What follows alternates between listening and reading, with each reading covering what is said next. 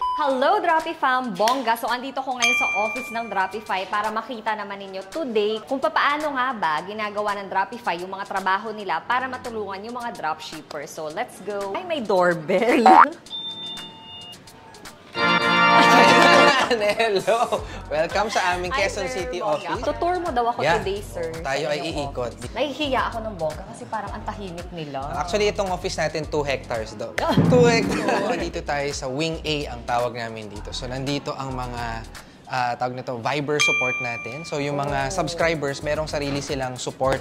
So, sila yung mga sumasagot sa mga concerns ng mga subscribers na. So, dito, parang customer service. Customer service nila. So, magkahiwalay kasi yung mga nag-i-inquire lang at yung mga subscribers na para lang mas mabilis din sila masasagot if ever. Itong team na to, sila naman yung data. So sila naman yung mga nag-a-analyze ng mga numbers dyan para tayo kasi dito sa company natin. So DDD tayo dito, data-driven decisions ang ginagawa natin dito to make sure na efficient and effective lahat. So yun, ganun. Tapos itong kabilang side naman natin na to, sila naman yung nasa operation, store creation, ganyan. So nandito sila lahat. So bago ma-take over yung store. Correct. Tapos may bago tayong department. Hindi siya department, no? Parang branch siya, which is the seller success. So, headed by Sir Albert. Sir Albert. Ayan. Hindi siya shy type. Oh. So, ini-improve natin lahat. Gusto natin, as much as possible, magawa natin yung mission and vision ni Droppify, gawing profitable ang businesses ng mga dropshippers. Sir Ivo naman, ang ating na-meet ko na yan, si Sir Ivo. head ng ating operations. So, siya ang in charge sa buong team na to ng Wing A. Halos, tama ba? Oo. Taray. Yeah. Ito naman, silang dalawa, ito naman yung backbone to. Kasi sila ang gumagawa ng mga systems natin. So, mga data engineers tong mga to, pangiti-ngiti lang yung mga yan. Naka-silent mode Oo, sila. naka-silent mode sila. Nakakahiyang mag-talk, no? Kasi ang tahimik nila, Dito, ano naman dito, sir? Ayan. Ito naman ang to Wing B. Mid-wing. Mid-wing. Oo. So, dito naman, dito naman ang digital marketing team. So, digital marketing team, graphics, sales and support ng mga newbies. So, dito kami. Sales and support. Yes, so iba naman din pagka-subscribers na sila.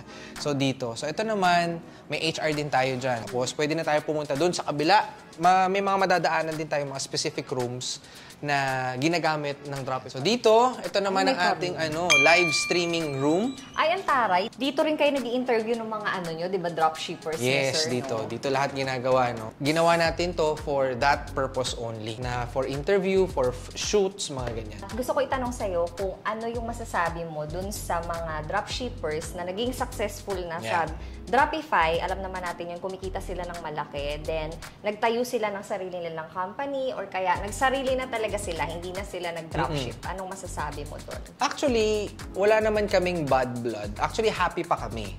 Ang vision ni Droppify talaga is to elevate the lives of our dropshippers. And if para sa kanila, yun ang pagiging elevate nila is to have their own or build their own companies, we are happy. Congratulations sa inyo. No? Pero meron din namang iba na kumita, umalis, nagtayo ng sariling company, pero bumalik. Tapos bumalik. Oo, so welcome naman kayo bumalik. Ang isa sa mga hindi kasi nakikita talaga ng mga wala sa loob ng company na to is yung hirap sa likod. Yung back-end side, mahirap siya, hindi siya madali. Pagka sarili mong online business, for you to earn millions, you have to shell out millions. Dito, ang sinashell out mo, few thousands, pero pwede kang kumita ng millions. That's the difference. Kunwari, bibili ka ng mga stocks sa China, ganyan. Paano ka mag-handle ng mga damaged items? Siyempre, ang sakit nun or burdens na kami yung sumasagot pag nandito ka sa dropshipping. Hindi mo na kailangang problemahin yun. Tama. Teka sir, bakit parang hindi mo ko pinapakita dun sa office ni Sir Charles? Parang gusto ko siyang silipin. Handa ka na ba? Nakakatakot ba si Sir Charles? Hindi! Si Sir Charles is pinakamabait yan. So, papasukin natin siya ngayon. Guguluhin natin. Knock-knock! Hello, sir! Hello. Hi, Bongga. Teresa po. Hello, yes. Kumusta po? Mabuti naman. Masaya ka ba na nakita ko, Sir Charles? Oo. Akala ko sinong supermodel dumating dito. Sir, tatanungin kita ng bonggang mga questions. Sure. Dinakla talaga si Sir. So, I have a question for you. Gaano kahirap yung pagtatayo ng isang dropshipping company? Napakahirap siya. Akala namin madali lang. Kasi yung normal na negosyante, no, iniisip lang naman natin paano kumita. When we started Droppify, yung mission naman namin is not that clear and yung vision namin. Pag ang goal mo is pera, napakahirap i-journey yan. Kung at the end of the day, nasasabihin mo lang para kumita yung kumpanya ng bonggang-bongga, minsan nalo-lost track kami kung ano ba yung purpose kung bakit namin ginagawa nito. So, kunting aberya lang or kunting challenges lang, sobra kaming demotivated, sobra kaming gano'n. Kasi ang goal namin was money.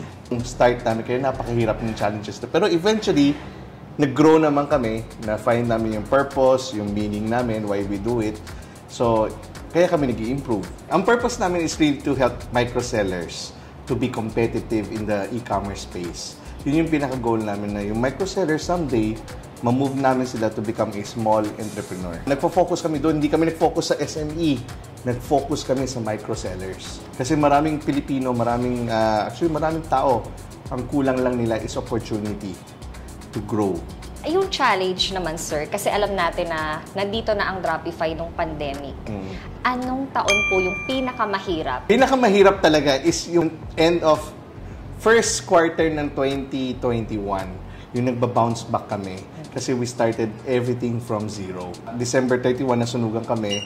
Because of that crisis and challenge, nakita namin na, wow, that is the hardest na na-feel namin na kaya pala namin malagpasan ito. Grabe, no? May times ba na dumating, sir, na gusto mo nang sumuko nung time na yun? Oo. Like, ayoko na, shutdown na lang. Actually, hindi. Ang puso ko, gusto ko maging empleyado ulit. Oh my, so back to zero na. Yun na Hindi, yung isip ko, ayoko na magnegosyo. Kasi sobrang hirap eh. Sobrang hirap to go back to zero. Pero ang problema ko that time, we had around 60 employees.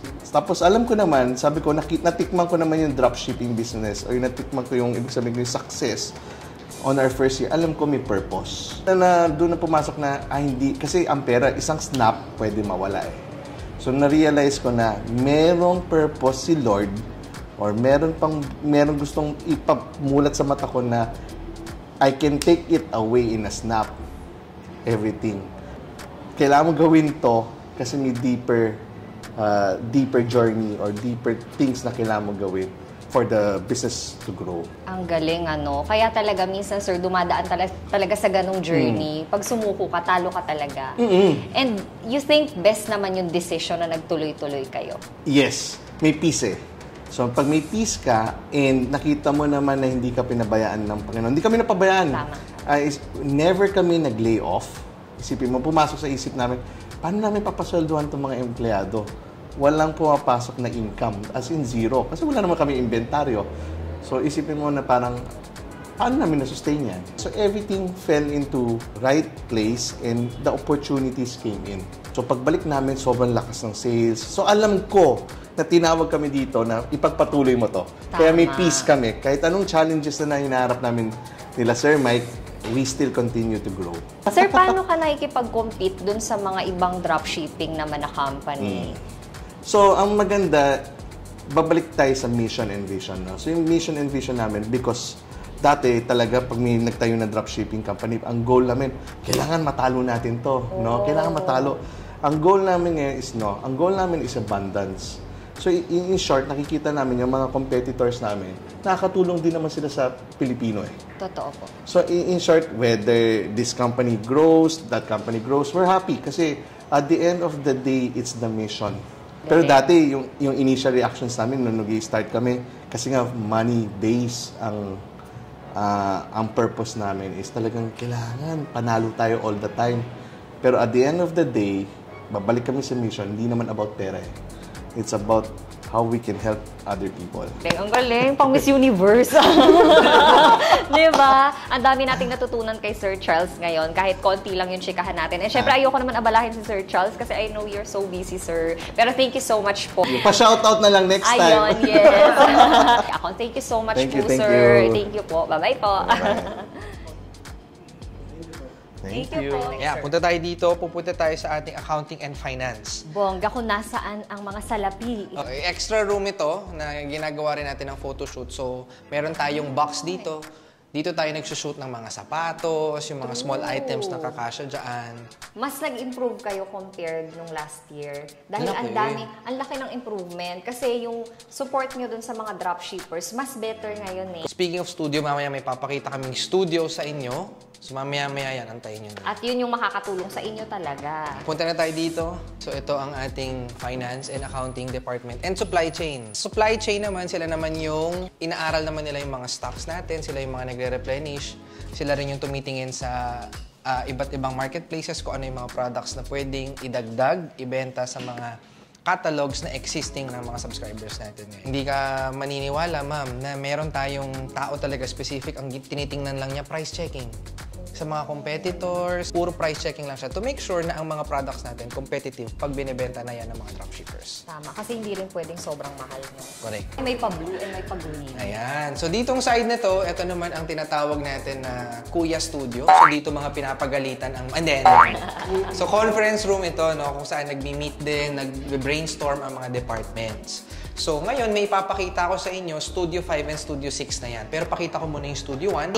Anim na studio ang ginawa natin para sa mga TikTok shop sellers natin and Shopee and Lazada. Shopee and Lazada.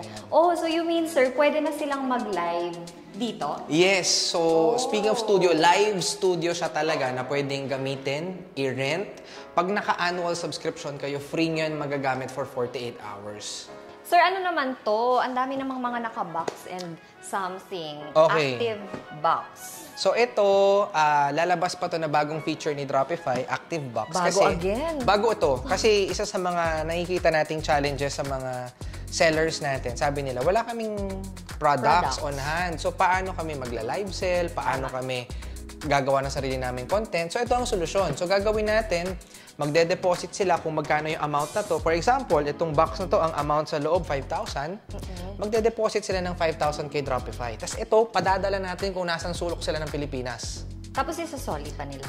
Ngayon, mangyayari, 1 month to nasa kanila. After 1 month, isosoli nila. Pagka walang damage yung mga items, ibabalik natin yung dineposit na 5,000. Pero pwede rin hindi nila isole. Bilhin na nila Pwede yung na nilang bilhin, nasa sa kanila. Balik nila yung box. Balik na lang yung box. Pwede rin namang hindi. Pero syempre, sasama natin sa costing yung box. Ibibigay naman ulit yung dineposit sa kanila nang walang bawas. Basta okay, good quality pa yung products, wala namang sira. So yun yung solusyon. So kada catalog na to, sir, no? Pinapack Kada nyo catalog, yes. Ang mga nakalagay dito, mga items na maraming stocks. To make sure na, syempre, gagawan ka na lang ng content eh. Dapat maraming stock. Ito na yung studio natin. May tao tayo ngayon sa Studio 1, may gumagamit. So, ayan, naka-green screen na siya. Magsa-set up na lang sila dito, tapos yung camera kanila na lang. Camera kanila na. Kanila na, okay. So, actually, meron na rin tayong tawag nito, ring light for them. Pero ano to coming soon, kasi ilalagay natin sa website ito para ang booking automated din. O mga taga Quezon City, tsaka pag malapit lang kayo dito, bora kayo here. Andito na lahat ng products. Alam mo, magandang idea talaga to, sir, yung white lang yung background kasi ang linis-linis tingnan. Ayan. So, bigyan ko lang din kayo ng data. Karamihan ng mga dropshippers natin taga Metro Manila. Because of mga videos na ganito na ginagawa ni Ma'am Tere, talagang maengganyo kayo at subukan ninyo ang dropshipping dahil talagang profitable sa basta maaaral mo ng maayos. Tama. At with your support. Yes, oo naman. Turing nga natin sa kanila partners. Hindi sila clients, they are partners. Ayan, bongga. So, dito na nagtatapos ang ating office tour. Follow nyo lang kami sa mga social media namin para updated kayo sa lahat ng mga pakulo at updates ni Dropify. Para pala sa mga gustong mag-subscribe, andyan ang ating link sa description box down below. Gorabels na at pag-aralan nyo na yung dropshipping, then pwede kayo mag-subscribe. Thank you so much for watching. See you on my next video. Babush! Hoy, mag-subscribe ka. My darling, I love you, I love you, I love you, I love you.